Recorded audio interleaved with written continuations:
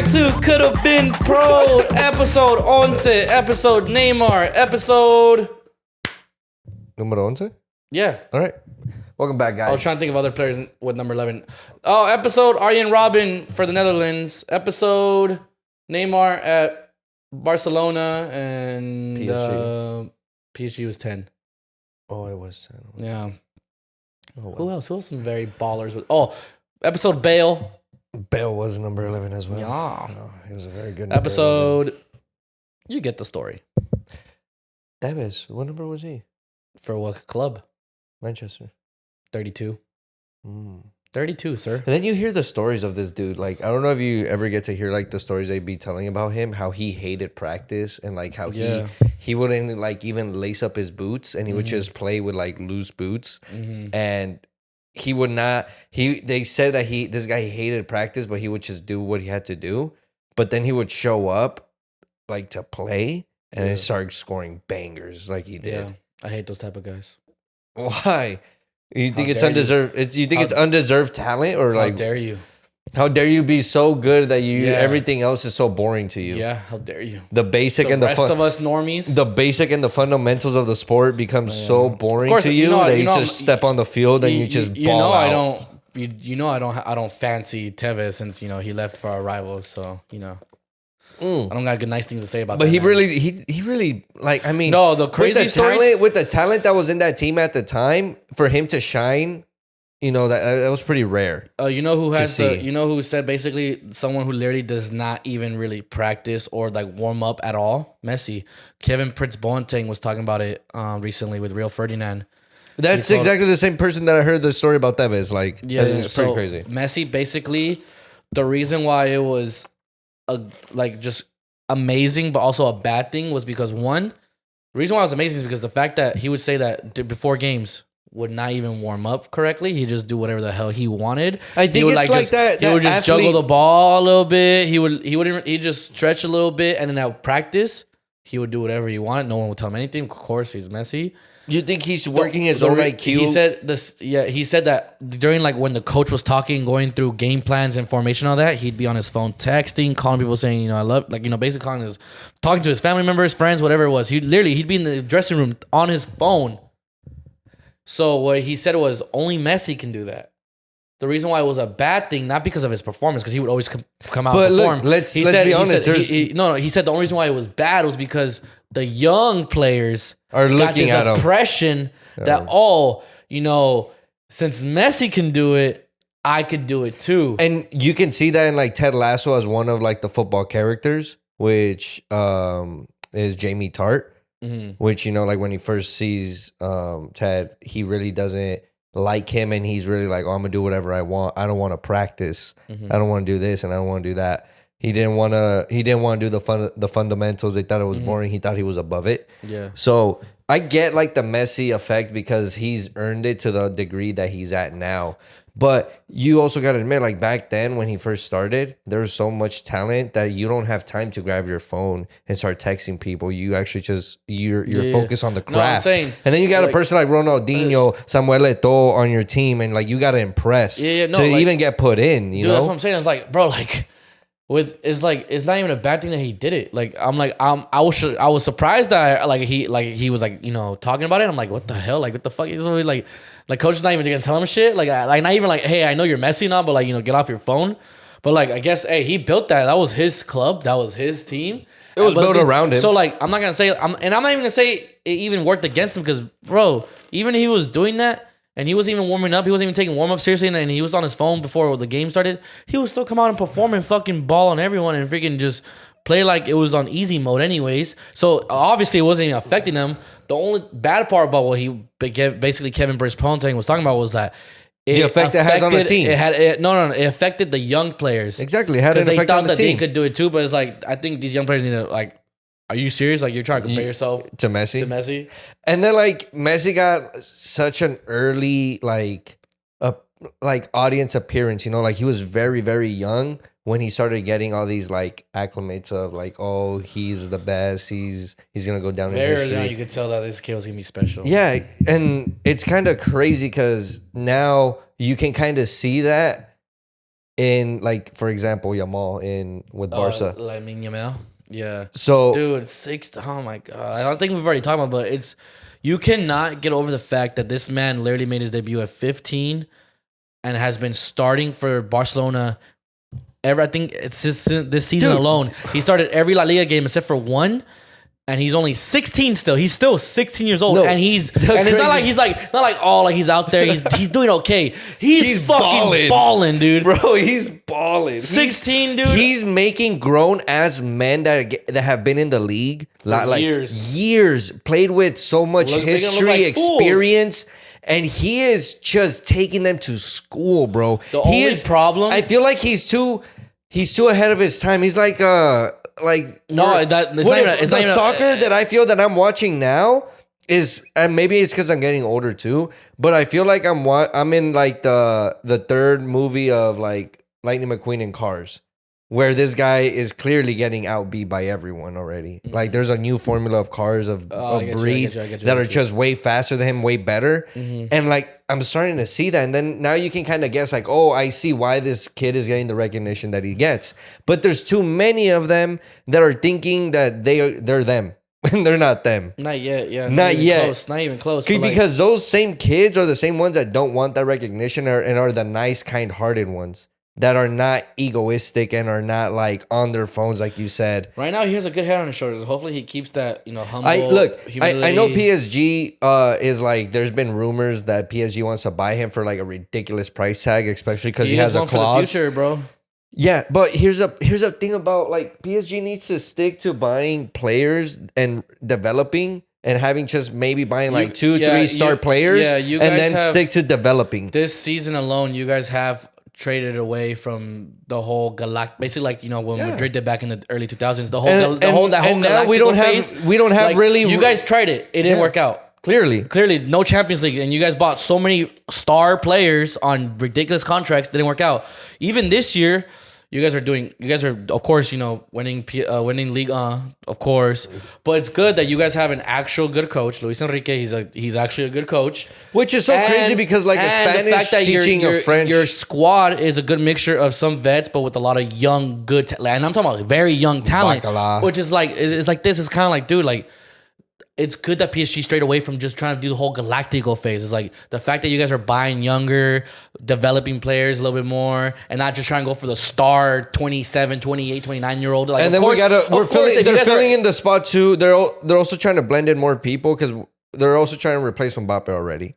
Of course, because you guys know he's leaving. Like, it's already written in stone type shit. And you guys may have the chance to my bad. Before I get to that, I was gonna tell you, like, dude, I'm not even surprised that like I'm not even watching new generation soccer. Well, technically I am because of new players, but I'm saying like nowadays it's so much more common to see 18, 19, sometimes even 17-year-olds just be starting in the first team already. Because like of course, football itself advances, and then that tradition so much. But like, that look how much a tradition you're skipping over, man. Like the like miss of hunger, because I don't know about you, but I remember when growing up, you had to go through the steps. You had to get scouted. Once you were scouted, you went to the tryouts. Once you went to the tryouts, you worked your way up from the academy to the reserves. From the reserves, pray to God that you get someone gets hurt. Like it sucks, but it's the truth. Or you play so good in the reserves that you get a spot in the first team. Let's be honest. That's much harder. That is less likely to happen than someone getting injured on the field that plays your position and they only have you to field, or they can only think of you to field. Bro, that's the thing. I know. So back then you're missing all of that. You know what I mean?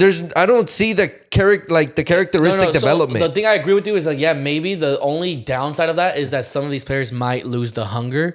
But the good side is that the fact because now you're giving them the gold. Like, he's good enough. Like he's a super good baller. Remember, like, you still have to have hunger to because you can't look for a Messi. Messi doesn't just This is gonna be the next like Messi. No, it doesn't work that way. A lot of players, and it's messed up to give them that tag. And it's kind of like, dude, I just want to be the next me. You know, like I don't want to be the next Messi because don't give me that tag. It's like anytime someone would come up, and it would be any nationality, it didn't matter what nationality. It wasn't. You don't have to be Argentinian, African. Doesn't matter. Italian. Did not matter. You're absolutely right. Would hurt people's careers when they were tagged the next Messi, the next Ronaldo. It's kind of like, don't do that. Like it's like, don't stop. Like you don't know their future. One, it can get in their head, or two, injury prone.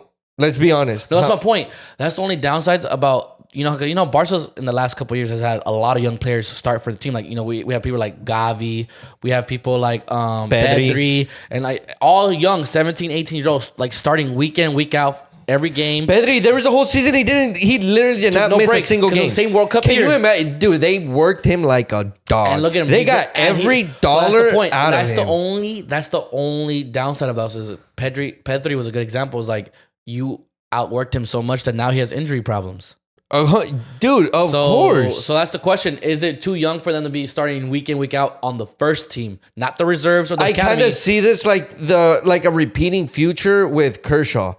Like they just exhausted this dude every single Dodger game after Dodger game after Dodger game, always pitching the fastest that he could. Like, and then even now in MLB too, there is so much injury, like so much injuries now because these guys are consistently throwing 90, 80, 90, 80, 90, 80. That's why you need a good rotation. And here now, no, but here's the problem.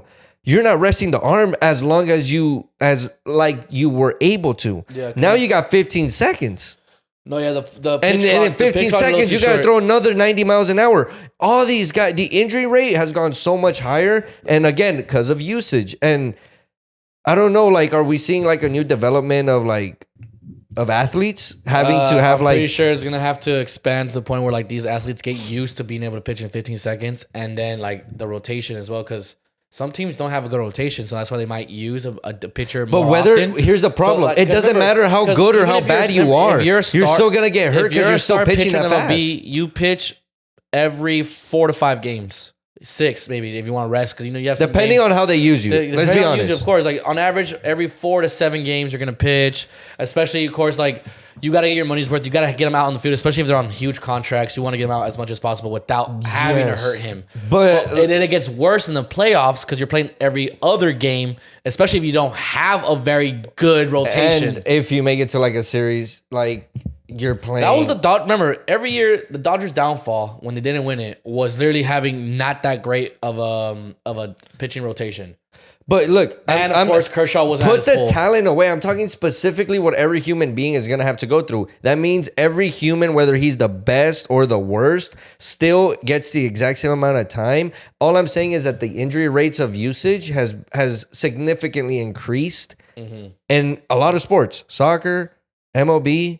NFL, everything has really increased. And it's crazy to see now, and that's why I'm saying, like, why the fuck are they putting these high ass price tags? Like, no, yeah. Also, I think just to fuck them up. Like, there's a lot of injuries in football. It's football/soccer.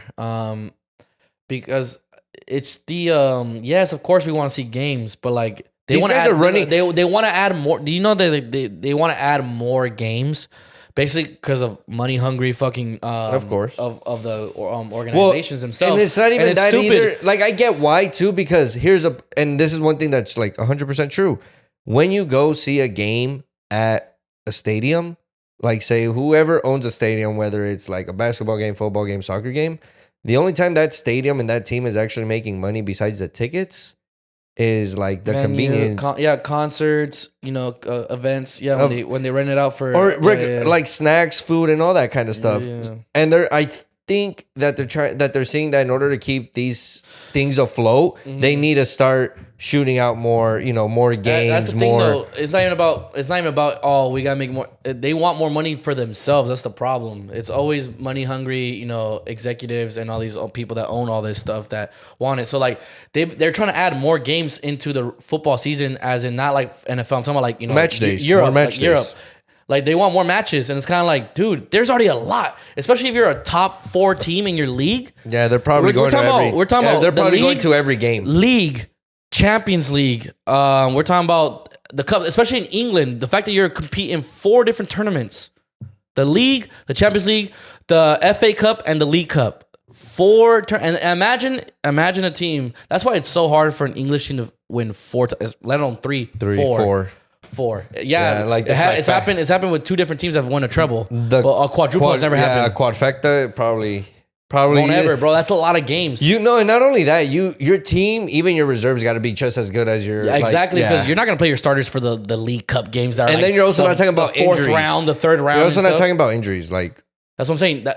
The reason why we're talking about injuries is because if they add more matches to football, there's gonna be more injuries because that's literally asking for more trouble on the players. That's more work on their body. It's like, bro, like I hate when they want to do more but expect the same output, like the same I guess you could say like upkeep or like withdrawal that they're normally having at a normal rate, and like again just using to exhaustion. These fucking guys are getting overplayed and overworked. You play 30. Like, so let's take an English team for example, right?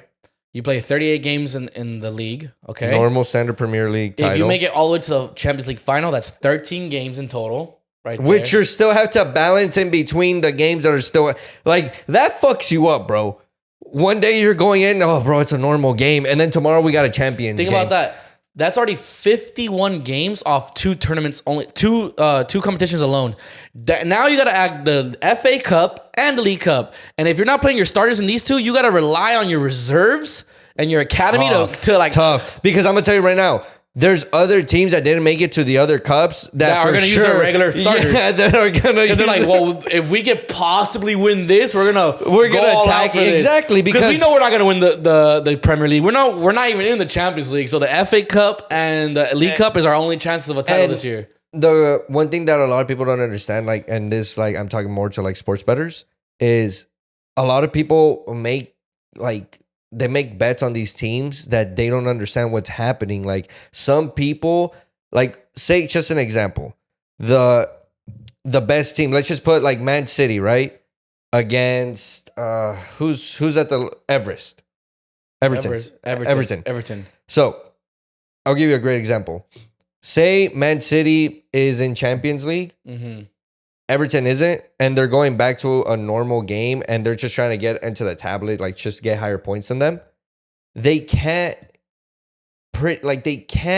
they have more to win than Man City has to lose. Mm-hmm. So you know what I mean? They rather give up those games and not play their starters and shit like that, and just focus on the next round of champions for them. So then they go and they're thinking, oh, Man City's going to win.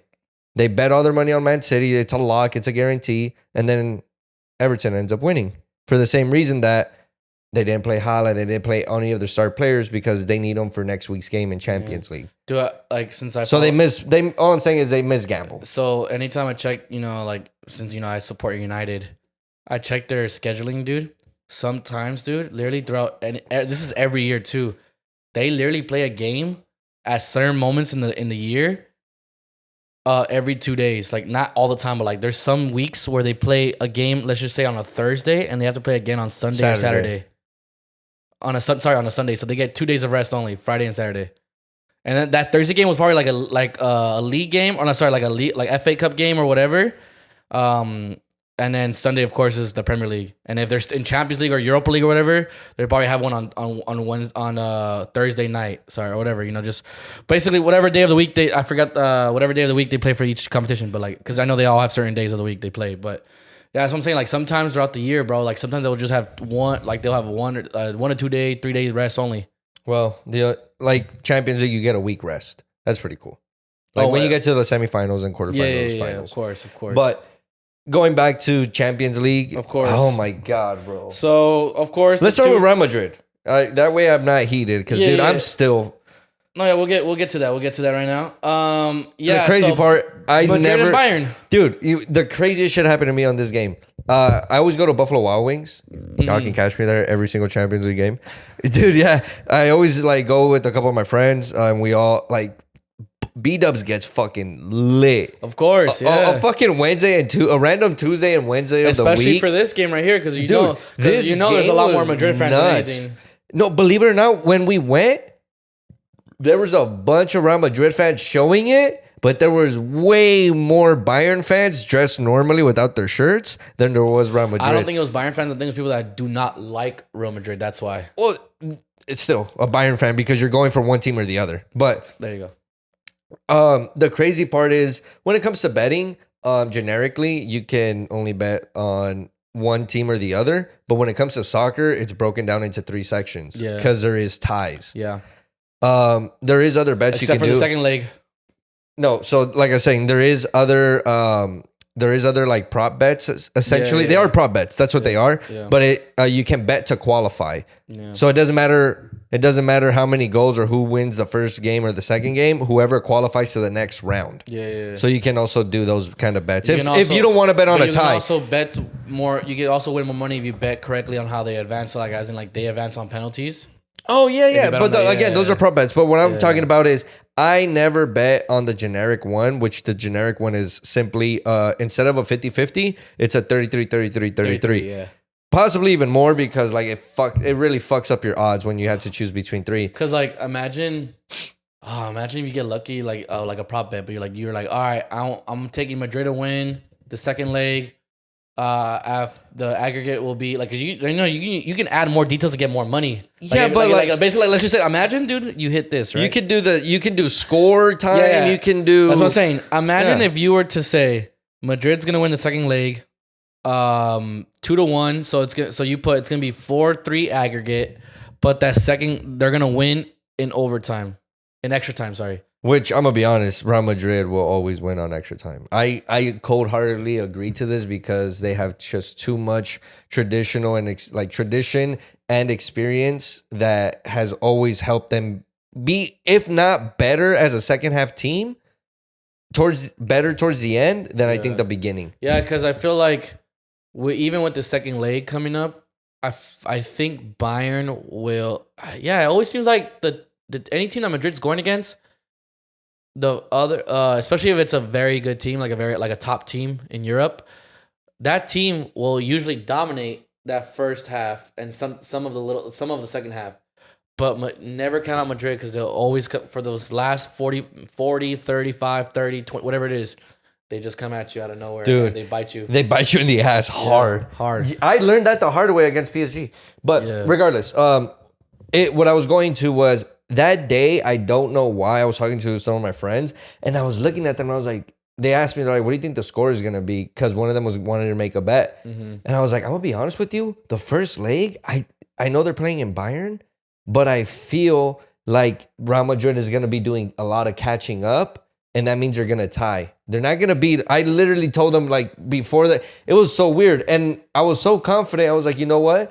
I'm going to put a little bit of money on my own.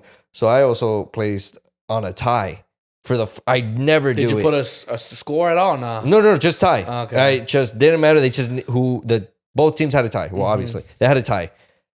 And when I'm watching the game and I see that it's like fucking 2-1 already, I was like, no, it's not gonna tie. Like they're really gonna go to the next one. You got that lucky PK. And then I got that lucky PK. Well, it wasn't. It was a real PK. No, I know. But I'm saying you got lucky that it happened. Yeah, I was just like, oh my stars, like bro. Oh my stars. Oh my stars. Oh my Patrick Star.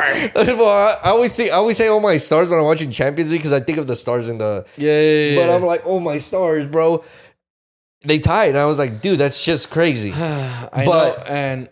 Dude, 2-2 was the final score. Sane and Kane with the goals for Bayern, and of course Vinicius with the double. With the double trouble. Man, the game was really good, like spectator wise. I really enjoyed it. It was a good game, dude. Look, it caused a great atmosphere where I was watching it. Everybody was talking shit and out the edge of their seats. And like everyone's just trying to figure out like what the fuck is happening with all like. Because there's so much controversy about the game. Honestly, bro, this was a game that you expect to see from these two teams. Very, very close, very tight, very physical. Like, think about it. Like, the stats here say it all. 51.6% possession for Bayern, 48.4% for Madrid. 5 shots on goal for Bayern, 4 for Madrid. 14 in total for Bayern, 10 in total for Madrid. And it's just, dude, like... it was such a tight but very fun, very. I mean, if you're a Bayern Madrid fan, this was very, very fucking. Especially if you're a Madrid fan, since you guys were trailing. Look how and like in your stats, how you're saying it, like, dude, corners 6 and 5, 6 and 5 as well. Offsides, pass accuracy 93 and 90. Dude, I really thought that fucking Bayern. I thought that was offsides. Can I be honest with you? That arm, that arm was not on the boot. That arm was way over the boot. I think you're talking about the Dortmund PSG game now. That's when. That scored. was a Dortmund. Yeah. When Fulkrug scored. Yeah, that's the one that's been heating me up all week. Yeah. So no, this honestly great game. I hope. What am I talking about? The second leg is gonna be a fucking banger as well. Dude, the second leg is gonna be like Max Holloway versus Justin Gaethje. If we're talking about on paper, Real Madrid has to beat them. No, I'm saying on paper, Real Madrid has to beat them. We're talking about on paper, these two teams, whoever wins it, in people's minds, they're taking Champions League because of how great the game is. Not even that. It's just because they are the two favorites. These two are the two favorites to take it all this year, especially since now Man City's knocked out, Arsenal's knocked, all of those teams are knocked out. Of course, the side that... Let's be honest, because whichever one of those teams plays Dortmund... Well, unless Dortmund and Bayern go, then I can see Dortmund will fighting chance. Yeah, of course, because they Dortmund will have a fighting chance. Yeah, exactly. Because they know Bayern like that. And it's classic. A rivalry game. It's a classic. We all know Imagine a Champions rivalry game. That would be nice. I mean, it happened in 2013. Like, yeah, of course. It happened in 2013, so it could happen again. Dude, and that ceremony was pretty cool. But no, yeah, so... I still have my money on Real Madrid for the next one, and I think they're going to extra. They're not going to penalties, but they will go to extra time. They will go to extra time. These guys. I'm very intrigued to choose penalties right now. No, but here's the other thing. They're going to the loudest stadium known to mankind. Nah, that's not the loudest stadium. You don't think so? Dortmund's a way louder stadium. You think Dortmund is louder? Way louder stadium than Santiago Bernabeu. Oh no, I think Real Madrid has. Dortmund, I'm not saying the big yellow wall. I get it. I know Dortmund's, the yellow wall. I know Dortmund's stadium is not as big as Santiago Bernabeu. But the amount of people they fit, bro. Where do they stack these people? I know, but like, I'm sorry, but the Dortmund fans are way louder than Madrid. I'm sorry.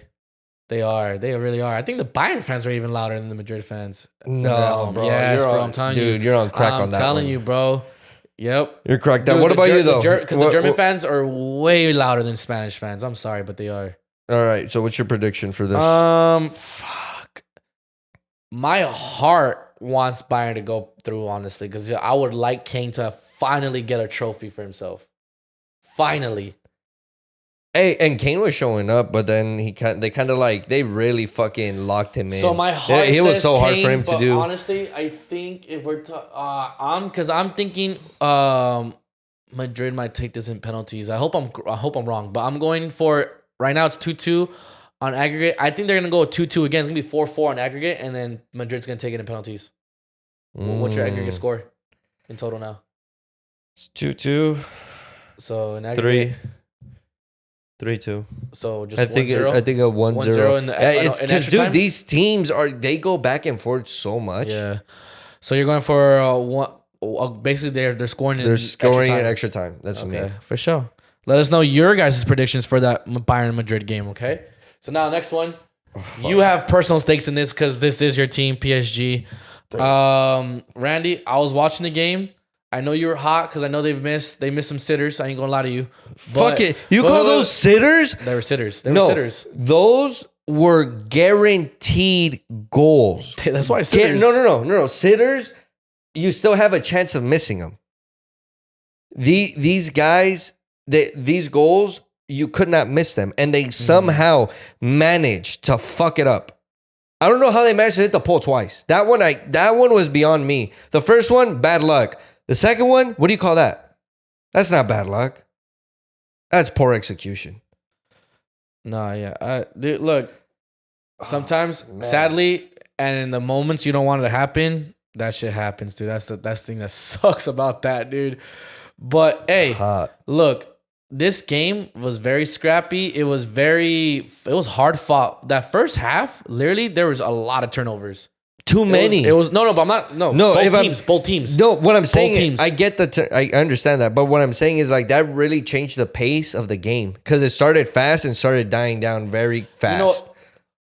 One of the best parts about this game was just that fucking intense, hard battle with Hakimi and Adeyemi. Hakimi and Adeyemi. You want to know the intense hard battle? Donnarumma and fucking goalkeeper. Like, what is wrong with this dude? Is this controller not connected properly? Like, does this fool forget to change his batteries? What the fuck is Donnarumma still doing playing these fucking games, dude? You have Navas. Navas has the experience, the quality of play. He has it all to be a goalkeeper. I don't know what's going on with Donnarumma. This dude, I don't know. I don't know if he can't connect with the team. I don't know if he can't connect with the ball when it's coming at him. He's literally missing simple little blocks that Neuer would block any day. And we're talking about goalkeepers that have more experience. Neuer can block that any day. Ter Stegen can block any of those any day. And this guy that we paid so much money for, and we keep playing him and playing him and playing him and playing him, when we have a guy sitting in bench, if I'm being completely honest, is better than him, and you're not even starting him, you're not even playing him, and you're going, like, one of them is a penalty specialist. He is literally a specialist and just focuses on penalties and free kicks. And you're going to put a goalkeeper that has been doing shitty lately in positions where you may have to go to penalties. And you're struggling against Dortmund? Like, dude, I mean, just don't discount Dortmund like that, man. They're having a no, season. bro. You can't bro. PSG. I'm not saying they should have swept them. I'm just saying it should have been at minimum 1-0, minimum 1-0 PSG. But it got flipped for the same reason that, bro. Like, let's start this. We only made 2 subs. That was it. The whole game. We thought Luis Enrique really thought that we had it so much in control. He only had to do 2 subs. Bro. I mean, look, man, that first half, I would say Dortmund was actually on your guys' heels the entire time. And that second half, Dortmund was actually still dominating. And until you guys had those, like I said, sitters, and honestly, they should have been put away. Of course, dude, it happened. I mean, sadly, it happens. And you know what? Sadly, it happened. And honestly, you guys did lose a key part in Lucas Hernandez. Then, that's a big loss for you guys at center back. Here's the other part that kind of pissed me off.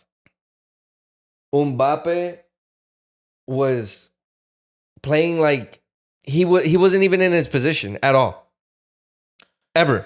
Dude, the whole game he was playing midfield. Dude, I'm telling you right now. I understand if he was probably trying to drag. I'm pretty sure Dortmund had 3 bodies on him and he was trying to get all that pressure off.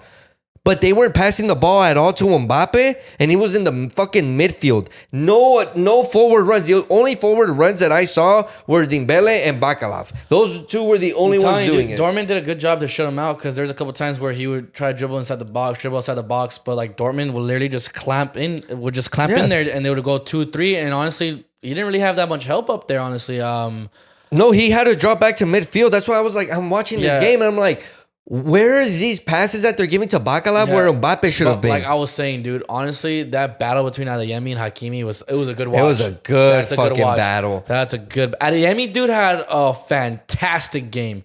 Shout outs to Adeyemi. What a young, good player. Talent. Right? Good talent right there. He had a good game. He was dropping all the way back. And he literally... I was going to say, even their forward was dropping back. Like, dude, I'm talking about Adeyemi was dropping back, winning balls back against Dembele. When he was winning battles against Hakimi. It was good. Hakimi was also still, like, doing his thing. It was a great battle. Like, look, after Dembele missed those many sitters, on God, I was just praying to God, why haven't they put Asensio in? Why haven't you put Asensio in? I see Asensio warming up like at the 68th minute. I was like, finally, at least we'll tie. And then he goes right back to sitting down. I'm like, motherfucker. I was like, listen here. And then our dude, like, look, let me just tell you who you as a fan. Are you mad they took out Barcola, or do you think that was good? Because I know he is one of your younger players as well. I'm actually happy they took out Barcola. The only reason why, because like I said, I thought they're either gonna switch out Dembele for Asensio or Bacalov. I knew one of those 2 was going, but I was expecting at least all 4 subs. Yeah, they only did 2. How do you only do 2 subs? in the whole game when you're down 1-0 in the Champions League. You don't. But I know for a fact that this next game we're gonna be at home. We're gonna have our starters. I know if I see Dembele on the starting lineup, I'm gonna be super upset. The reason why? Oh no, he's gonna start. He's gonna start. Like I'm telling you right now, he's gonna start. Dude, we have Lee, we have Asensio, and we have Parada. That I like. Just start these guys. Bench whoever you want to fucking bench. Just start these guys. These guys change the dynamics of our team drastically. And until then, I don't think we're not gonna see any real like change. That's why I'm like, for this next game, I'm really hoping we just beat them by 1 point. Just to get through until we have everyone like settled in for the game. Because I'll have more confidence if we play Real Madrid than I do right now with Dortmund. And what takes a big hit for you guys too is Lucas Hernandez is not coming back as well, and he's also gonna miss the Euros because of that injury that he got. He's actually gonna have to get surgery. It's his ACL on his left knee. Ooh. That sucks. It was actually happened during when Fulkrug scored, so that kind of sucks. You got scored on and you got hurt. That has to fucking hurt. But I mean, here's what it is. Like, no, yeah, but that is a huge loss for you guys at center back. But look, also Dortmund is coming in with like pretty fucked up chances. Like two of their defensive players that are really crucial because one, they blocked Dembele. Like they were the ones doing all the work against Dembele. Mm-hmm. They were also shutting down Mbappe. They both, in that whole process of trying to do that, they got yellow cards. Who would you want your center back partnership to be for the second game? I mean, dude, of course you have Marquinhos, but who do you want next to him? Danilo. I really want Danilo, but he's more of a center defensive mid. He could actually play both. I know because I've seen him. Yeah. But I mean, but we're not talking. I don't know. I don't like when they keep saying like, any player can play any position. Believe it or not, it's not difficult. When you're talking about a striker and a defense, maybe. But when you're talking about midfield and defending, there's no exact position for everyone, especially like in professional soccer when you see them get replaced constantly and moved around. Mm-hmm. And you see that through every single team, whether it's Real Madrid, PSG, all the way through. No one plays their positions. They only get mixed up in their field. It sucks that, what's it called? That Kimpembe has been hurt this entire season. That also it sucks that he hasn't been available an entire season since his surgery. Especially he's so like dependent on. He's so rock because that's literally your starting center backs right there, Kimpembe and Marquinhos together. But now you have Lucas Hernandez who slots into the center back because he can't play there, but he's mainly more of a left back. And now he's gone. So I'm thinking you guys might actually play Danilo right there in the middle. I mean in the center back position, but I mean. Hey man, look. I think you guys can do it. I'm not gonna lie to you. I think you guys can do it at home. I think honestly, I think Mbappe might do the same thing, and he might come and just the same thing he did with Barca. The same, I think represent, show up. The thing is though, I have a feeling that Dortmund might score on you guys away, but the away goals don't count. But I'm saying like. I think this might be a 2-2 aggregate game where you guys score twice, but they might score like one goal, and then you guys will go to like overtime. To overtime, yeah. Yeah. Extra time. I just hope we beat them by one. I can't really. Right now we're playing catch up. So what's your prediction is a 2-0 for PSG? Yeah. I'm gonna go for. I think you know what? I know. Call me crazy, bro. But no, 3-2 in aggregate. 3-2. Oh shit! You're gonna score 3 goals this game. Yeah. And they're gonna score 1. Mm-hmm. Okay, I like that though. That's still 3-2 aggregate. So.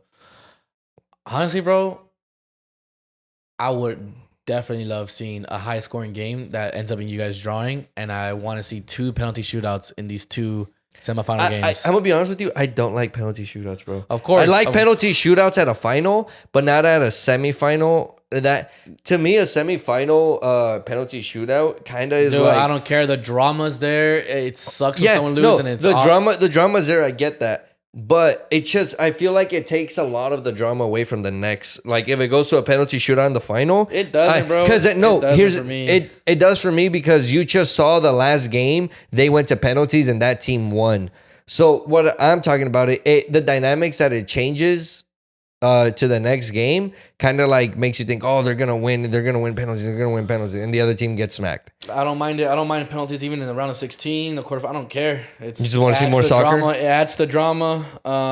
If it's two good games and the teams are very tight, I don't mind penalties. Bro, talking about drama, fucking Oscar de la Hoya fucking trying to fight Canelo. Oh, wait, my bad. Real quick before we get into that, my bad. I want to do my quick prediction because I didn't give it. My bad. Sorry. No, you're good. You're good. I'll say a PSG win, and I will say PSG wins in penalties. Yep. You think PSG? You heard it here first. Wow. Yeah. Dude, even I don't honestly, have faith in PSG with penalties, bro. I know. I think the moment they go to penalties, only 3 people are going to score, and that's it. Yeah. Honestly, and I'm not saying that they're going to score in order. Honestly, I just know 3 players that I know can score. Best chance of winning is on extra time. Is just regular time or extra time. Yeah, one or the other. Yeah, but I like to spice it up. Let's spice it up a little bit because I honestly do not feel confident in my predictions on that one. But really? I just want. I don't feel confident in them winning because that's like saying the sky's purple, bro. It's just like it's not gonna happen. They gotta wake up and have a really good day, and it seems like these guys are allergic to having good days. I don't know why. I think PSG le gusta la mala vida. Period. They want to struggle to barely get through. They don't want to dominate. They don't want to like. They just want to disappoint everyone, get everyone's hopes up, and then try to pass through. See if they can pass through. If they're lucky enough to pass through, or they're talented enough that day to pass through, because they have the talent to pass through. But the way they play and the way they structure, it's like they want to barely get by. Mm-hmm. And that bro, that's not how you win a Champions. Damn, I guess my brain says a PSG and Madrid final, but my heart wants a Bayern and Dortmund. Nah, I say Bayern PSG. That way, when Bayern again, dude, fuck it, why not? Yeah. That way, when they play each other and then Bayern win, I could just make fun of you. That helps. A Real Madrid PSG final would be insane. I mean, let's be honest. The amount of people that will be there. The reason why that's more intriguing is because Mbappe's literally going there next season, so that's intriguing to see. Like, oh, is he gonna help them win a championship before he leaves, or is he gonna join the? No, I have a feeling. I have a strong feeling Mbappe. I feel like this is already Cinderella scripted. I feel like Mbappe, when he went into that French dinner. They probably told him like, "Hey, we already bought out the Champions League. Here's a script, bro. Here's a script. Here's a script. Read it and weep. Read it right now because we're not letting you leave with it. Yeah, we're about to burn it in front of your eyes. No pictures, no nothing. Here's script. Here's the script. You're gonna score in the 120th minute. That'd be stupid. Listen, you're going to extra time, but right before you go to extra time, the ref is gonna give you a foul. This foul. Someone will generate an opportunity for you to score, and you will score. That'd be funny, bro. I'd be like, honestly, if that ever happened, I'd be like, they heard us talk. They heard us talking about it. They heard us. Hey, imagine before the fucking game is announced, two podcasters found dead. They talk too much. Who told them? But now into the very, very interesting story that is basically going to be the highlight since this episode drops tomorrow, and it's fight night. So dude, hella fight night. It's fight night tonight, guys, since this is posted Saturday. Fight night tonight, May 4th. We got De La Hoya versus Canelo, and then we got UFC 301. What? Oh. De La Hoya versus Canelo. Honestly, at this point, I know, but no, realistically, it's Canelo versus Munguia, but honestly... Dude, I saw more. There was more beef between De La Hoya and Munguia was just laughing. He was chilling laughing. No, it was that press conference had nothing to do with him. With Munguia. He was there. I saw him like when I was watching the press conference and Canelo started talking shit. I just seen Munguia like back up out of the chair so Canelo can directly talk to Oscar and tell it to his face. And this fool's just in the middle laughing. Yeah, and he knows he's laughing because he knows that his own like promoter is like, let's be honest, a cokehead. He's a piece of fuck a cokehead. Is a slime bag. He's a slime ball, bro. Yeah. Like you're a fucking slime ball. He's no better than Don King himself, bro. You don't know what happened to Don King. Yeah, you don't know what he did.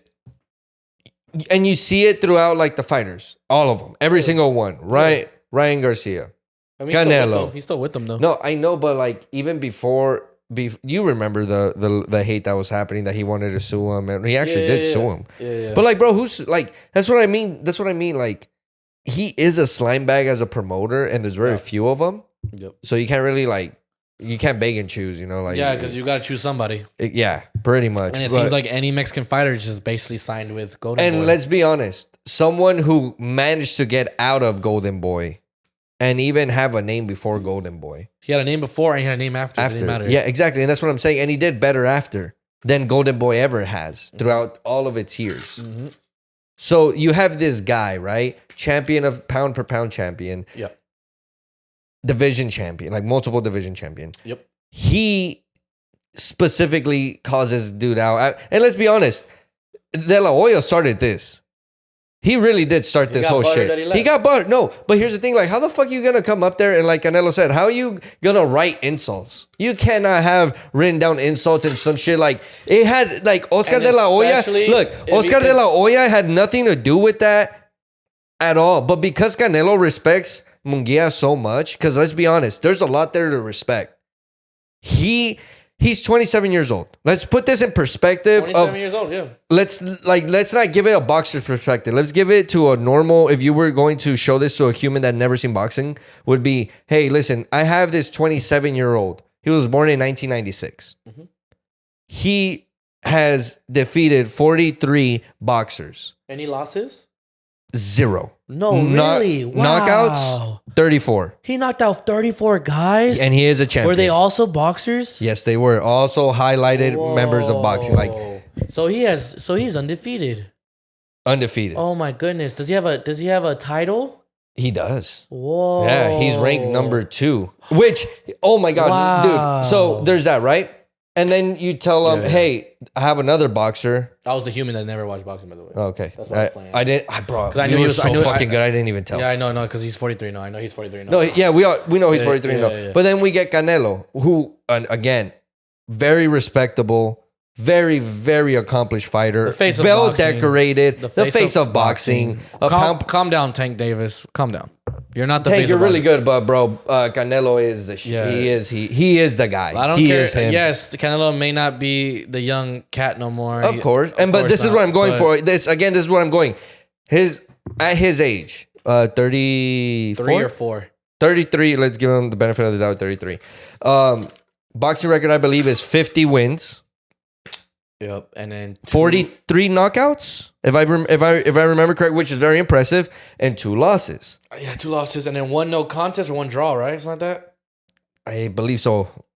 If I remember correctly, let's see here. Just to clarify.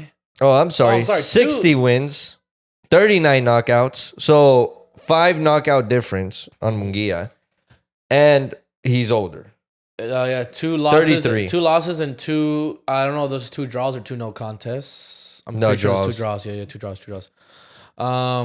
Yeah, 64. This is gonna be his 65th fight.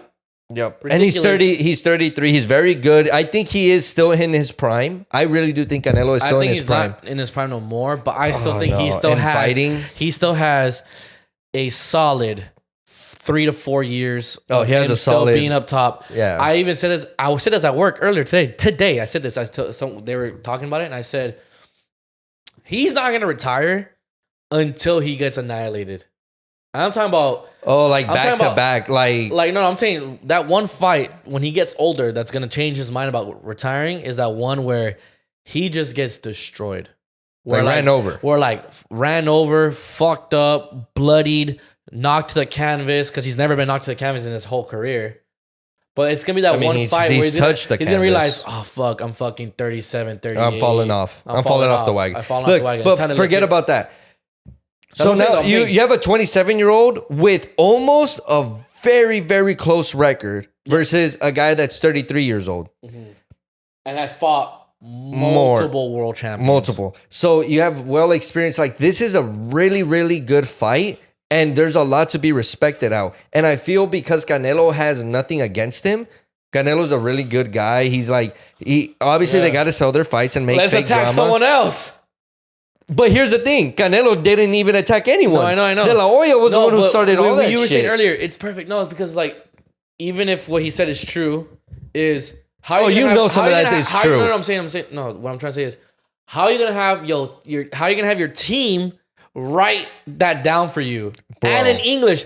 You know damn well he did not want to say everything he said in Spanish because he knew damn well like of course Canelo would understand, dude, and he would have gotten even more mad. I love when Canelo when he comes out of Canelo was like, what? Like, that's what I'm saying. He's like, what? The entire time Canelo was just looking forward. He was serious face. Yeah, he didn't care what he was saying until he heard the word "fucking." He went like the video shows. He was like. He looks like a dog, like confused. Like he's like, "Ruh?" When a dog hears like a noise, that they're like, that's literally Canelo's face. He heard "fucking," and he was like, "Oh, he's talking shit." Yeah, he's talking shit. Because he didn't get mad when he was saying like, "Oh, put some fucking." He said, "Put some fucking respect on my name," like that, or put some. And it's like, put some fucking respect on your name, like, bro. I forget what he said exactly, know what you've done to your own reputation? Yeah, you don't even respect your name. You don't even respect yourself. You don't even respect yourself. Like the fuck you mean? Put respect on your. You can't say put respect on my name, and you are like the highest level of slime ball. Yeah, in the industry. You're known. Oh my god, dude! Honestly, you've shown the internet's so true. The funniest form of Canelo is English-speaking Canelo, because I swear he's that one. He's like, if he got any closer, I was gonna fuck him up, and I was like, bro. No, he said if he got any closer, I would have fucked him. He said fuck him, not fuck him up. Fuck him, which I know he doesn't think that he thinks he's saying fuck him up, but yeah, since he doesn't know English that well, still he just said fuck him. Which is funny because Canelo is really funny. I like how like the most English he's learned. Is mainly words. Just the bad words, and of course some English in between. Get the fuck out of here! It's kind of like when you teach your cousins from Mexico just pure bad words. Yeah, that's literally how it is. Who the fuck is teaching Canelo these words, man? Who the hell is out here like he can literally be learning sentences? He can be learning fucking about all this shit. I think they're like, I get this guy has like a lot in his day-to-day life. But I mean, you live in. No, but he can squeeze it in for sure. No, you have your house here in California. Like you can have an interpreter with you. Here's the greatest question: is he the one asking for it? You get me? Like he's like, hey, ¿cómo se dice como perro or like whatever? Yeah, like if he's genuinely doing he's asking how do you say fucking and how do you say this and that, and then there's someone teaching him and he's like, oh, okay.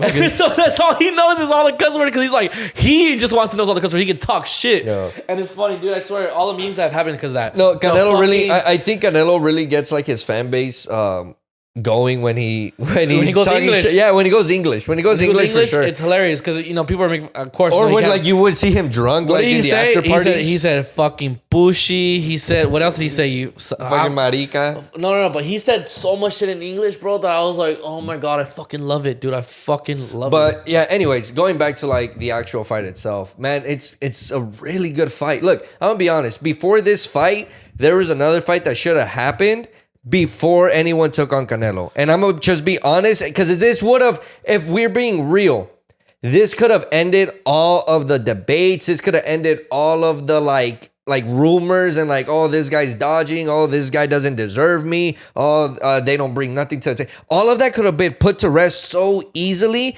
all through the ranking system. Yeah. Because all these three guys that I'm about to mention all fight in the same division currently. Saul Alvarez, Canelo, or whatever. Canelo should have been fighting any of the two winners between Munguia and Benavidez. Agreed. Dude, these two kids, and they're kids because I consider us kids still. Mm-hmm. They are the exact same age as us. We're out here, could have been something. These guys are actually pros. Yeah. They are in order, I believe, on the top contender for Mexican fighters. So you got Canelo, Munguia, and Benavidez. But out of all three, Benavidez seems to be the one that is lacking less fights. Probably. Yeah, I'm not liking experience. I love Benavidez. I'm a big fan. He's 28-0. He has definitely less fights than Munguia and Canelo. And yes, and well, it's because he knocks him out in the first couple rounds. I get it. He's a powerhouse. He's a monster. But every single fight you fight adds up to your experience, no matter if it's a round or 3 or 5. Obviously, you want 12, more. Yeah, you want more. You want more rounds to better your like your craft. Your craft. Yeah, inside the boxing, because sparring and practicing is a completely different animal versus when you have an audience of millions of people watching you live, and then another 100,000, and then another 100,000 in a stadium that you can't even hear nothing because everyone is so loud. Like, and then you have a dude literally trying to actually take your head off completely. Yeah. So I personally think a much better fight, and honestly, it would be really cool because the buildup would have been even better. Mm-hmm. So if you would have seen, like, man, if we would get to see like the Benavidez versus Munguia, to see who actually deserves to fight, yes, of course, to see who actually deserves to fight Canelo, and they're like, oh, what do you mean actually deserves to fight Canelo? If we're being completely honest, and this has happened through all of boxing history, the guy on top will always have a say on who he gets to fight. If he wants to dodge, he can dodge. If he wants to pursue a different person because of different reasons, he's completely allowed to, because he has won and he has gone up the ladder and he's fought and he gets to do that. Now, obviously there's points like in the ranking and everything where you have to either give up the title and fight, or like you have to fight pretty much. Mm-hmm. But I strongly believe that for this specific like super middleweight title, I really would wanted to see Benavidez versus Munguia, and whoever won that fight between each other should have got Canelo. Mm-hmm. Rightfully, and they could have, and look, and let's be honest, it would have, if I'm being honest, I can see why they chose the Munguia versus Canelo. It is a way better fight.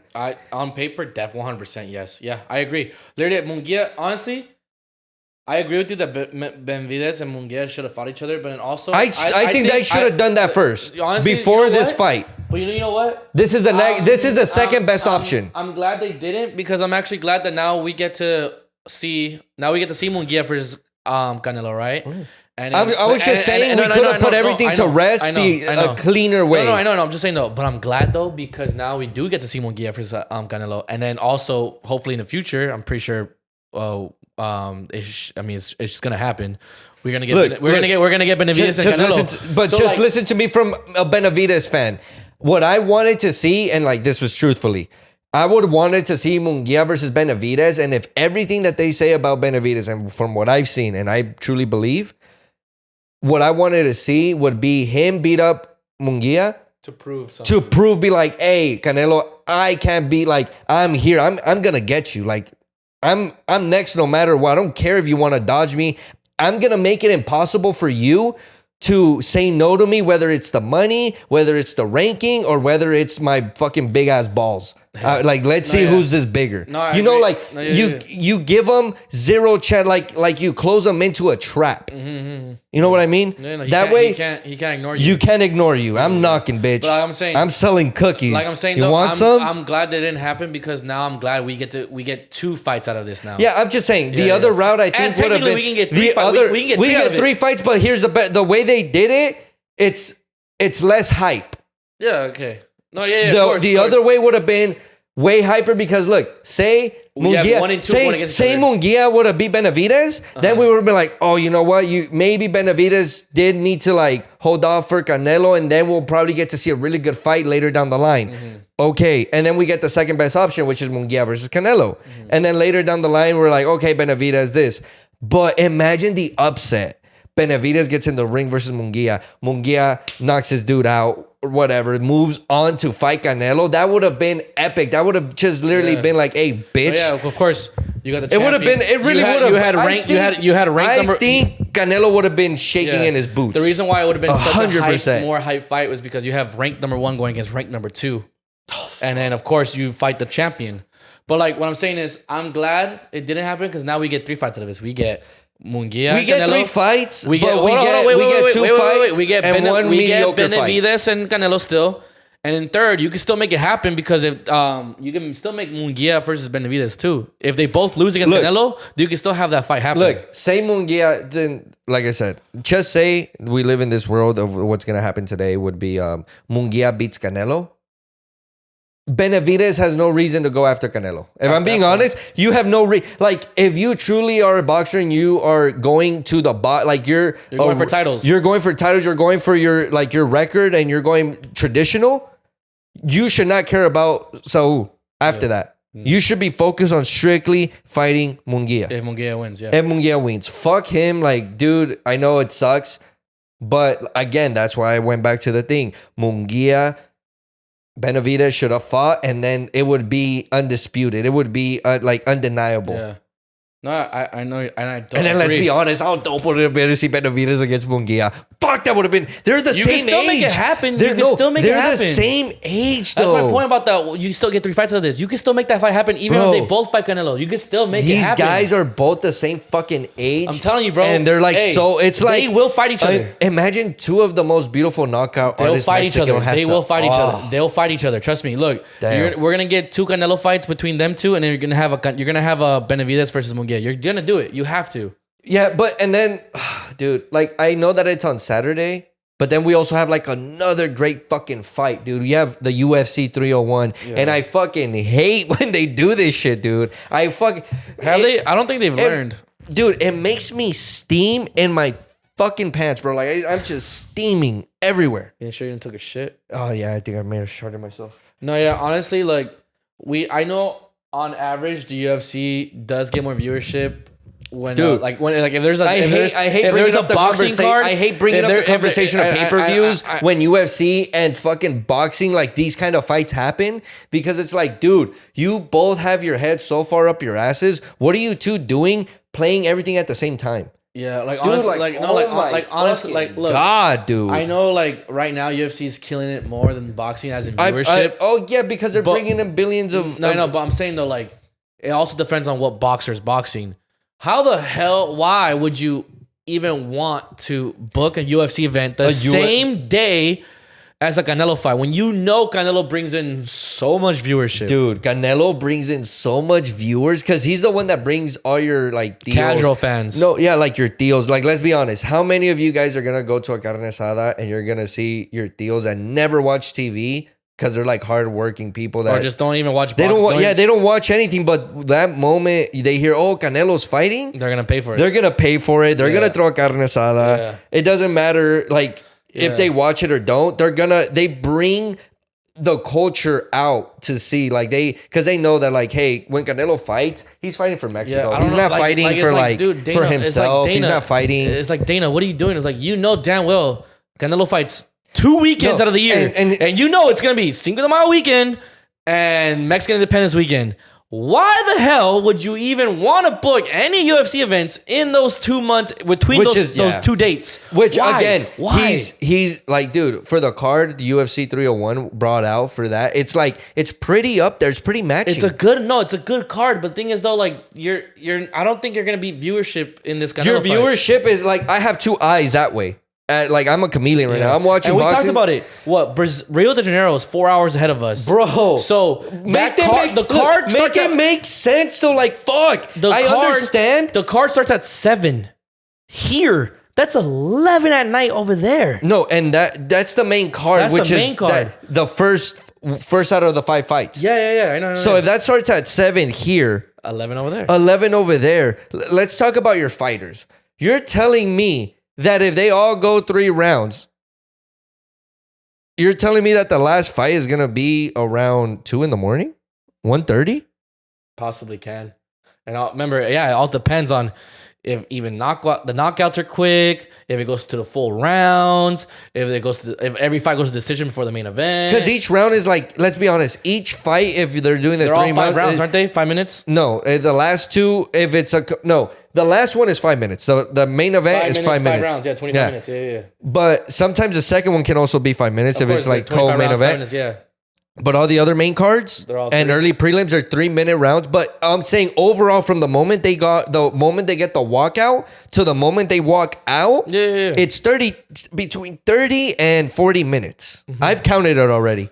Each like fight, and then the main event itself from walkout to fight to like press conference, it's like an hour and something already at the long. So that's what I'm saying. Especially if it goes decision. In Rio de Janeiro, it's gonna be like 1, 2, 3 in the morning that these guys are gonna be fighting. Bro, that fucking sucks on your body.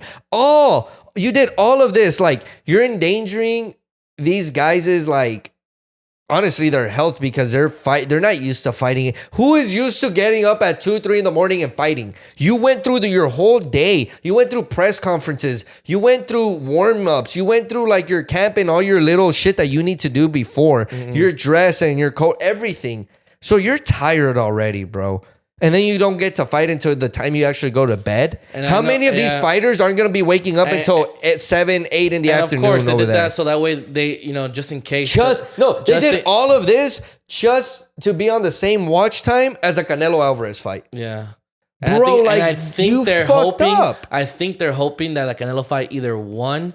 I think the main thing they're hoping for is the Canelo fight's going to start before their main event. That way, when the Canelo fight ends, they can go watch their main event. You already and Dana White has said it multiple times. It's like, yeah, it's kind of hard to go against boxing sometimes because they have the highest pay-per-view ever. Yeah. So he already knows that for sure. I would understand. I'm okay with seeing a UFC fight and a boxing fight the same day. Fuck yeah, who isn't? Who's not trying to see that? I get you. But amicably do it properly, bro. Like timely wise. Look, for example, someone needs to agree. Main event is gonna be 7:00. One of us is gonna have usually it. A boxing main event is at 9:30. It used to be. It used to be. Now, I swear to God, I've always see it between the hours of 7 and 8. Every single time now. Remember, that all depends on the rest of the card. No. It has to depend on the rest of the card. Every single Canelo fight that I've seen these last fights, none of them have been over 9:00. None of them. But that's why you have to go back and watch the rest of the card. Yes, but it doesn't matter. That's why. I'm talking about lately. It's always been like that. Whether it's Canelo or whether it's any other boxer that I've been seeing. The main cards don't go out like that unless they're in the UK. There was a boxing. I forgot who was fighting. It was of course pay-per-view, but they had to wait like 30 minutes to start the main event because all the other fights finished way too early. They all were knockouts. Yeah, but in early rounds. So they literally waited like 35, 40 minutes. Yeah, until 8. And that's what I'm telling you. Yeah. Every main event in boxing that I've seen lately has always started between the hours of 7, 8. I'm used to 8 or 9, dude. I'm telling you, 9:30 late, and that's only because if every single fight in the card. Again, to what I was saying before that, because we're going off topic. Yeah, you can't do that. You can't do the same with the UFC card at the exact same time as a main event as a fucking.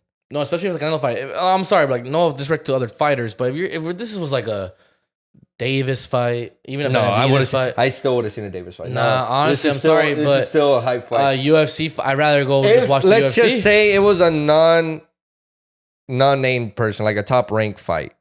Like that's not like a pay-per-view fight, like full-blown pay-per-view that everyone's. I mean, if I'm gonna watch, I would rather watch Terrence Crawford. Yes. No, but either way, you don't do a UFC fight, and this was. I don't know, at least to me, the way I see it, they're specifically going after boxing. Because UFC, first of all, why would you do that to your fucking fighters? Why are you going to make them stay up until 1, 2, 3 in the morning and fight? Full-blown fight. Okay, there's that part, right?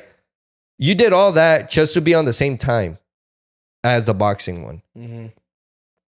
I think they would have been better off and they would have had more viewers if... One, it felt perfectly. In Rio de Janeiro, it's 4 hours plus. If they would have just did this a little earlier. Say the main card ended, like the main event ended right before the main start of the Canelo one. At 7. Yeah, if they would have started this main card like at 3 o'clock, I think I would have helped them. 3 p.m. And then the main event technically could have happened around 7 o'clock. 4 hours in. And as soon as it finishes, oh, cool, Canelo's fighting? Oh, let's watch the entrances. There it is. That would have helped. Yeah, especially because 3 o'clock here would be 7 o'clock. And it's all for the benefit. It'd be 7 o'clock in Brazil. Look, this is all for the benefit of who? The fans. The fans that are buying and watching them. Why the fuck are you guys setting up schedules that the fan has to decide? Yeah. Why are you making a fan decide between one or the other? It's like, do they not think that what's it called? Fans love multiple different fighting sport, like sports. Like people don't just like boxing, just that's it. No, people love UFC. We're talking about people love we're talking about kickboxing. not diehards. We're talking about casuals. Yeah, who are gonna be a lot of your money basically too. You don't think they love UFC and boxing? So now you have to make them choose. you would be making so much more money. And you just did it if you guys just coordinated. Yeah. No, and it doesn't even have to be like a collaboration. It's just a simple coordination. Like, hey, I know you guys are selling pay-per-view. I don't want to affect your sales, and I don't want you guys to affect my sales. How about we set it up the same day that we're both doing it, and we respect each other's time zones? And as long as they respect the time zones, they're going to have the consistency of a tune-in. Because who the fuck does not want to sit down and watch fighting all day long from 12 o'clock to fucking 9 or 10? Yeah. No, yeah, 100%. Especially if you like it a lot. Exactly. Yeah. Because like I saw, I was at David Buster's yesterday, and I saw that they were having like the fights there. And I'm like, dude, I don't know what I'm going to be looking at. I really don't know. Like everyone is going to be too like, left, right. Like no one. At that point, you have to choose. There's too many TVs right next to each other. There's gonna be Canelo 1 TV, UFC the other. Canelo 1, UFC the other. Yeah. And you're not gonna be able to enjoy it. You can't watch two things. You can't watch 4 fighters at the same time. You just can't, bro. So just quickly to round it off. I just want to do the prediction of the main card. Because honestly, it's pretty fucking stacked. You got Paul Craig. Hold on. That's fine. You can leave it like that. No, I like it better when, like this. There's only one. I'm going to start right here because I believe he should have gone in a different card, but whatever. Jack Shore's back. I love this guy. He's fucking good, bro. I know he's had like some ups and downs, but still, a record of 17-1 in the UFC is fucking nuts.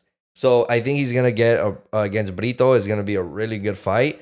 I still think Jack Shore's going to take this one because this guy's like this like UK badass. Mm-hmm. So I'm going Jack Shore on this one. Okay. I know you pretty much don't know a whole bunch of either or. I don't know who Jack Shore is, to be honest with you. Yeah. But who would you go for in this fight right here? I'm going for the hometown boy.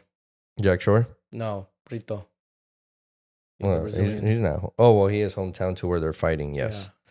All right. Then you got Paul Craig, ranked number 2 against Gallo. This is going to be another good fight. 17-7, 15-1. I'm going to go for Gallo on that one. Sorry. Gallo looks built, bro. But I've seen Paul Craig. This guy can kick the living fuck out of you, bro. That's a sick-ass tattoo. Oh, his arm tattoo is nuts, bro. That shit's nice. I'm going for Paul Craig. I'm sorry. I know Gallo's won his last fight and he's clearly undefeated. I'm going for the Brazil. The Brazil. The Brazil. All right. And then we got another Brazilian. Michael Pereira. Against Ihor Portier. Porteria?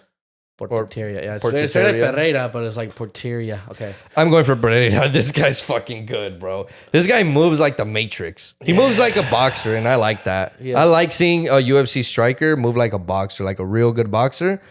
And Pereira has it. He's got the like slip technique. He's got the pullback technique. He can dodge. He can duck.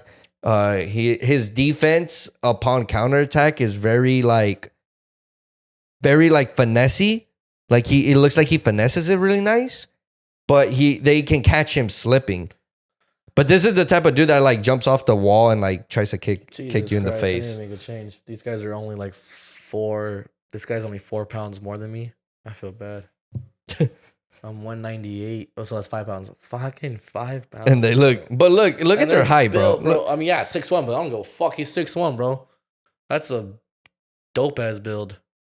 Anthony Smith versus Vitor Petrino. I'm going for Vitor, bro. Vitor's pretty fucking good. 11-0, yeah. He's coming up right now. And Anthony just has a heavy hand. Yeah, no, he does. Anthony Smith is a... He's a dog. He's a dog. He's a fighter. He's literally a warrior. He's a veteran in this game. He's well experienced. This is going to be his 58th fight in MMA. Jesus. Sorry. 57th. It's gonna be his 57th fight in MMA. Ridiculous, bro. But yeah, I'm gonna go with Vitor. And then we have the man, the guy that was taken out by McGregor instantaneously. Should be the other way. It should be the other way. The fuck is this? I don't know. Jose Aldo and Jonathan Martinez. Yeah, I'm going over Jose Aldo. Dude, Aldo is gonna. I think Aldo. I know he's older. I get it. This guy's not young He's no not in more. his prime no more. We get it, But this guy's technique is still so flawless because this guy is a fucking he's animal. a vet. He's a real fucking animal. He's a vet, sir. But obviously, like Jonathan Martinez too. He's really good. Like there's. I don't know how else to explain it other than he's fighting someone that I feel that he may be at his max potential, but Jose Aldo is coming back down to that level because he's no longer at the high ranking levels. How much do you weigh? Me? Yeah. I weigh 158. You literally weigh more than these guys. That's crazy. And I'm fucking skinny, bro. Like I'm truly skinny. Yeah, these guys have to be they're my he's my height, 5'8". Jesus. Yeah. I'm 5'9". Fuck the fuck. Yeah. How are these guys muscular and weigh less than you? Yeah. I thought I had muscle. Weird. I thought I had muscle, and then I see these guys, and I'm like, where the fuck is your body fat? Where's your body fat? Like, they're literally one of those people that literally are like at 2 to 5% body fat, basically 2 to 6% body fat. That's all they have. I think you die at 3%, dude. Whatever it is, I don't care. There's no way He has to be. How do you have 3% body fat and walk around? Yeah, I think on average, these fighters, depending on what weight class they're at, they're like at 4 to 11% body. They're fat. fighting bantamweight, so like, look, Jose Aldo number 12. So is Jonathan Martinez. I don't know. I'm going for technique. I'm going for experience on this fight. I think that's gonna bring it home. Hometown boy. And then the final. Another hometown boy. Steve Erceg versus Alexandre Pantoja. Pantoja. I mean, Uber driver turned pro versus the guy that looks like he works at Best Buy as a customer representative. Look, let's be honest. I think Steve... I don't want to say luck. This guy has talent somehow. He's 12-1, bro. No, but if you see the fights, you'll understand what I'm talking about. Jesus. They look so perfectly executed. When it comes out of this guy's body and out of him, it's almost like it was by luck. If it was by chance. If he caught, maybe the guy was having a better night than the other guy was. So now he's going to go against a real fucking champion. And I want to see that same techniques that got him that 12 run streak. Because if you see that 12, bro, he has a shit ton of KOs. Look at this. Like, I know, dude. It's nasty. Oh my god, dude. Like honestly, I think Steve might actually win, bro. On God, I really do think Steve might win this one. No, I think because he's so simple, bro. I feel like the simplicity gets you further. When you're a champion, you have a lot of pressure. But Steve is gonna have to go in there and actually beat up Pantoja in order to win the belt. If he doesn't actually beat him up, if he doesn't bully him around or knock him out, he's not winning. No, Pantoja's gonna win, and that's how it always has been. You got the short king versus the normal size king. I'm going Pantoja, bro. I'm gonna back him up to be the hometown hero. I'm sorry, but so yeah, that's UFC 301, and then just quick prediction for Canelo and Munguia. Oh man, that's gonna be so good. I want Munguia to win because he's my age, and like I feel like it would be. I feel like I would relate to it more to that win because I know how much it would mean, you know. Mm-hmm. But with that being said, you also have Canelo that brings so much experience and so much like knowledge to the sport that's gonna make Munguia really like have to sharpen up his like his tools. Like this guy's gonna have to come with number 2 pencils freshly sharpened in that little bag, bro. No, yeah, we all know pencil book. We all know Canelo studies his opponents during the boxing fight, during the fight itself. Look, if they go to decision, Munguia might be the winner. The reason why I say he might be the winner is because unfortunately Canelo does already have a tainted record. You know, like what I call like the ultimate taint, which is like once you have your first loss, your unanimous decisions or like your decisions now, they tend to be more fucked with versus someone who has 0 losses. Mm-hmm. Nah, So all I'm saying, look, this Yeah. is my prediction. I don't know who's gonna win. I'm just saying, if they go to decision, I feel like Munguia is gonna win for sure.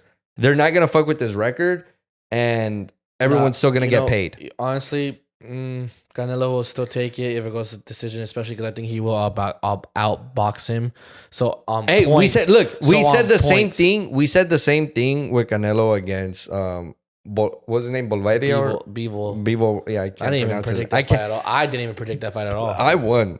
I remember I bet against Canelo for the first time, and I can't believe I didn't won. even watch the fight, and I didn't even bet against it because I didn't even. The odds were too good. Like the same thing with the Ryan Garcia fights. Like I bet on Ryan because the odds were way too good. Like you can't have deadly athletes fight and then you do the odds completely backwards. No, yeah, but like you're exposing I'm yourself. I'm still going for Canelo win. Look, Canelo. I feel like Canelo would win out of a KO or like just overall like really fucking him up. My prediction would be Canelo in decision. Especially, I think he'll just outbox him. The experience will come in clutch, or literally like a late KO that he usually does. That's mainly where his KOs come from. His KOs come from 6 rounds and up. 7 rounds and up, yeah. But you know what's crazy? Canelo's a different fighter between rounds 1 and 5. That's the point. He's like a beginner, and then like 6 and 8, he's like he switches the gears, and then 8 to 12. Monster. Yeah, that's what I'm saying. Monster. Because Canelo is that fighter who studies Munguia, you during the fight. Munguia he studies you. Lo va a hartar de vergazos a Canelo. He is gonna put so much. What I'm talking about is stamina. He's gonna double the volume, just like Max. Is what I'm trying to say. Canelo's gonna land cleaner shots. Canelo's gonna get cleaner punches. Canelo's gonna be more like clean as a boxer and points and all that. But I think Munguia, his stamina and his age is going to prevail him a lot to what his body can do to Canelo, which is overwhelm him. And we've seen Canelo overwhelmed where he can't, it's hard for him to land shots. He'll land shots, but they're just kind of, because of his height and his like reach, you can kind of pull back or slip out a little easier than you would against like someone with longer arms. It's going to be much harder. But again, I just feel like Munguia's like, I guess you can say like tips to winning, I think would be overloading him. Even if you're not landing hard, as long as you're actually landing and actually getting like the points, just doubling up the volume. Mm-hmm. Because Canelo is known for having stamina, but he's not known for overwhelming opponents with volume. Like Triple G did. Triple G would overload him with volume, and that's what ended up getting that loss against, like that's how he ended up beating Canelo. He didn't beat him. They've never won. So Triple G never beat Canelo ever. No, they tied the first one and Canelo won the second one. Remember? They tied the. Oh yeah, I think Triple G won the first one though. No, I mean no. Of course. Like you can say he won it, but I'm saying like of course the turnout was a tie for the first one, and Canelo won the second one. I just think Canelo's experience will be too much for him. I think his precision on punches is going to be Munguia's downfall. Like you said, he's not really a volume puncher, but he does land, and it lands when it's important. And he will land some big shots on Munguia that's going to, have him stop pressuring him so much. He's going to get scared to pressure him because he's going to be getting countered easily. So I think, basically Canelo's key to victory is patience. He's always patient. He's literally... He's studying you. He's a reader. He's reading you. He's seeing what works, and then those like we said, the 7 to 12 rounds. He's there. That's his realm. That's what I'm saying. I'm saying he's gonna do a late KO or late take KO, or it's gonna be decision. He's gonna take it by points. Man, he's better to fucking land the cleanest shot on Munguia, bro. He always lands clean shots, bro. No matter who it is, it's just the height. Like I'm having difficulty with the height. Like Munguia is the first Mexican I've ever seen that's like 6 foot. It's like how the fuck are you gonna fight a 5'7"? He's fought some tall people, so I'm not saying he hasn't. I'm just saying the difficulty changes within that too. Like it's just really hard. Carlos used to it though. He's fought some tall opponents.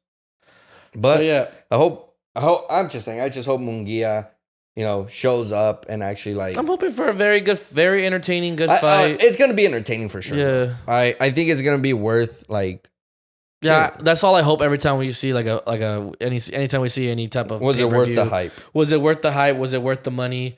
That's all I hope for. Let us know, who do you think is gonna win, Canelo? And then again, guys, in who the comments. do you think should have won since by the time they dropped this? Guys, in the comments, let us know. Yeah. Why didn't you go pro? You could have been pro. So let us know, why Did you didn't get you knocked go out? pro? Did you fall? Let us know. Thank you guys for watching. Have a We great love one. you.